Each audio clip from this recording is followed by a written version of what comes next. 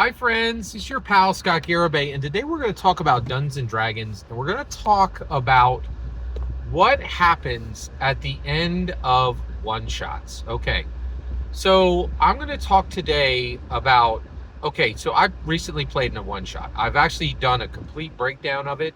It happened at the Runehammer store, the physical Philadelphia FLGS, and I paid $50 for one session to play in a one shot. Okay, and I want to talk about what happens with one shots, and what I really want to talk about is what happens to one shots when they're done. Okay, and what are the narrative paths forward. All right, so let's dig into this. So I played in this in the D&D train heist with Caddy. Caddy is a dungeon master. She's extremely good at what she does. She crafted an incredible story and then brought it to 3 players, right? And those 3 players then interacted with it and broke some of it, changed some of it, deleted some of it, right? And fundamentally changed her story. So that by the time we were done, that story belonged to 4, that story had 4 participants, 4 human participants, and 4 inanimate participants. And what we do in Dungeons and Dragons is so complicated and so fresh and so new that what I'm saying is we really haven't unpacked at all what is happening with Dungeons and Dragons games. And I've done some very extensive discussions about Orion Akaba.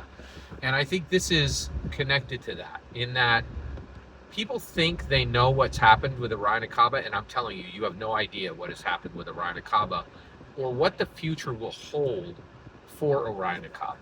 And the reason why is, and this is not me just, spouting off, right?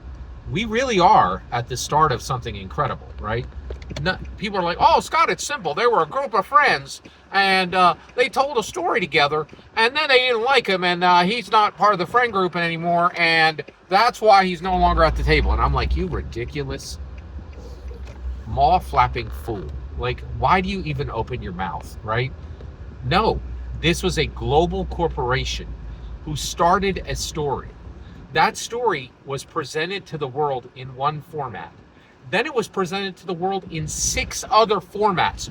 One of those formats involved a billionaire, Jeff Bezos. Some of those formats involved comic book companies, Dark Horse Comics, right? Some of those formats involved puppets. Like, you have no idea what's happening.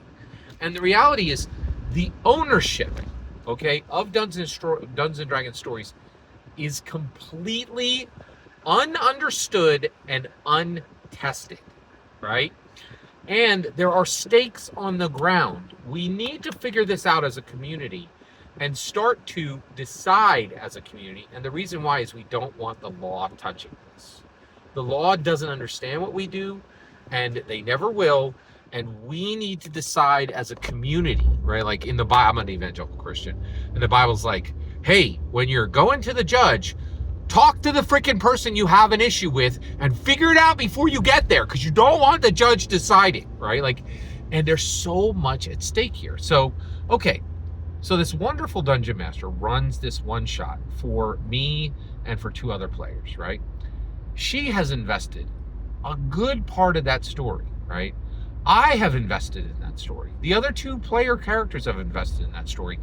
And get this, the math rocks. Everybody's dice also are responsible for that story. This has never happened in the history of humanity, right? That the responsibility for a story exists with human participants and inanimate objects that those human participants have brought to the table. It is profound, and it is complex, and it is beautiful, and there are real stakes to this question, okay? And so I want to pose the question today, and I'm going to propose an answer, and then we're going to have a conversation as the Dungeons and Dragons community. Okay, who owns the story of Dungeons and Dragons train heist with Caddy, right? It's a really good question, right? Now, here's my answer. I believe that all 4 people, I own a part of it, Katie owns a part of it, the other 2 player characters own a part of it, right? I believe we can cut out the inanimate objects. Now you're like, wait a second, why do you get to cut them out? Same reason that monkey who took that picture did not get to keep it, right? Like the courts were like, hey, this monkey took a dope picture, a super dope picture, with somebody else's equipment. Does it get to own that picture? No, it does not. It's a monkey, right? Like, there you go, right? Like, same thing. Like, we're gonna and this is part of the discussion, right? Do those dice own part of the story? I say no. They're inanimate objects. They don't have. They're not thinking entities. Okay, and so they don't get to own a part of it, right? I believe that all 4 of us own that. Now, what can we do with it? All right, here we go. I think there are 3 things that can be done with it. All right, and I'm going to say, in my opinion, that for all 3 of these things that can be done with it, each of the people at the table has the right to move forward and do each one of these. That's my opinion. All right, here we go. So first, they can do a narrative sketch. What the heck is a narrative sketch? So one, I played in this game. I loved it. If you want to know the story, it's right here. You can listen to it on my channel, right? It's under the my journey with the Runehammer store, and it tells the entire story of the, so we told that story, right? But this is my point. One shots, that is a wrong title, right? The moment I was done with it, I didn't stop. That story didn't die in my mind. There was no ending to it. I was like, oh, well, that story ended with me inviting the other player characters to come adventure with my player character, right? Now, here's a narrative sketch. I believe I have the right to use momentum and tell the rest and tell as much of the story as I would like, right? I have ownership, air quotes, of that player character, even though Caddy made it, right? It was physically gifted to me. She gave me the character sheet. And I didn't just take it. I was like, hey, can I write on this, right? And she said, not only can you write on it, but you can take it. It's yours, right? And I cannot tell, like, the complexity of what we are doing on Dungeons & Dragons is so outrageously high, right? And I'm telling you, we haven't unpacked what's happening with the ownership of Dungeons & Dragons stories. And the stakes on it is literally billions of dollars, right? Like, that is happening right now with Critical Role. They took a Dungeons & Dragons story, they scrubbed off the serial numbers, and they sold it to Jeff Bezos. And they are not crediting Dungeons & Dragons with that story, right? But everybody who comes to it is like, oh, this is a Dungeons & Dragons story, right? I don't believe there's anyone who watches that and doesn't understand that it's a Dungeons & Dragons story, right? And maybe there might be a few people now, but they will find out soon enough, right? And so the ownership question is incredibly complex, okay? So I believe what we have first is a sketch, okay? And that would be me telling the story and writing it down and keeping it for myself and sharing it with anybody I want. As many adventures as I want with those 3 characters.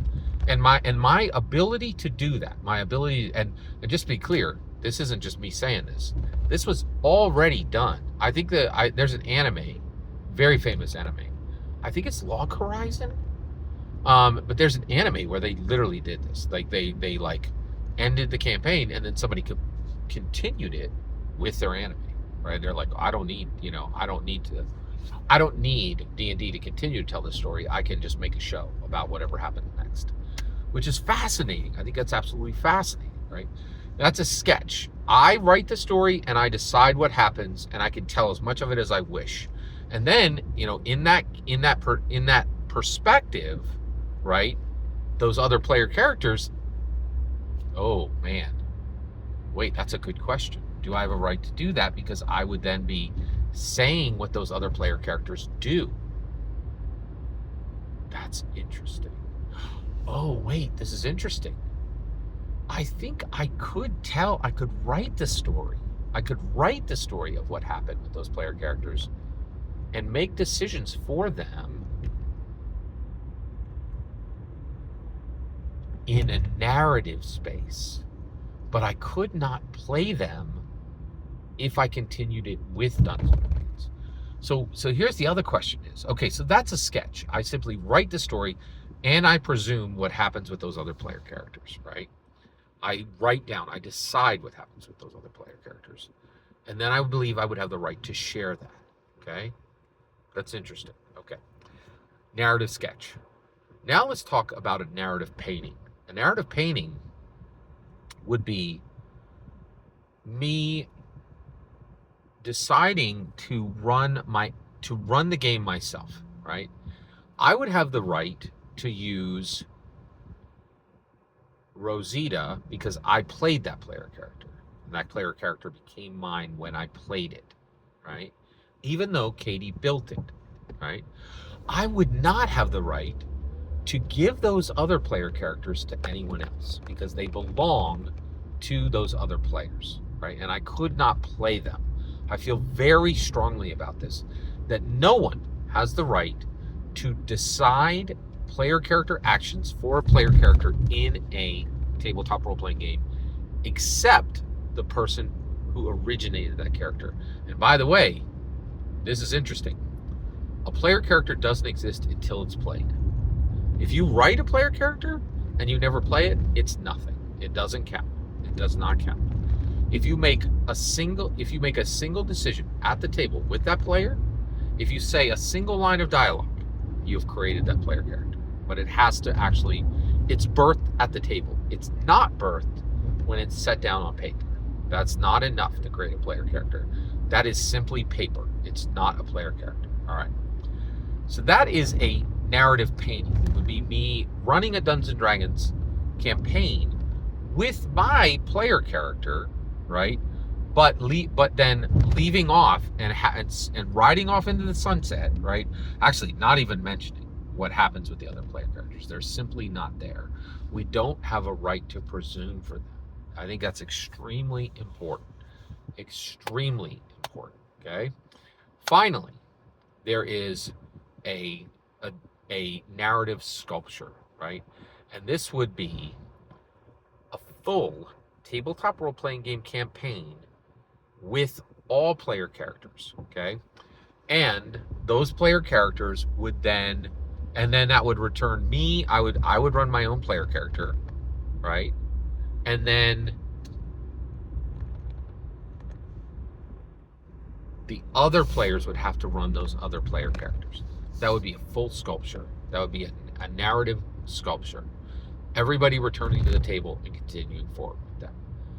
That's what I believe people have the right to do based on a one-shot, right? And I do believe you could apply the same thing to any campaign, no matter what the length, right? But I also want to make it extremely clear. This is why I don't believe in one-shots. One-shots are not one-shots. They are simply a short campaign. That's the only... Even a one-shot is a campaign, right? And the reason why is you are creating branching realities, right? You are creating branching realities. That we need to understand that you are creating branching realities where people could walk away from the table, create narrative sketches, create narrative paintings, create narrative sculptures exactly as I just defined. Every single word you just heard is my humble opinion. Nothing more, nothing less. The important part is when I get to hear your humble opinion, when you get in the comments and send your traffic. Please consider liking and subscribing and have a fetch millennium.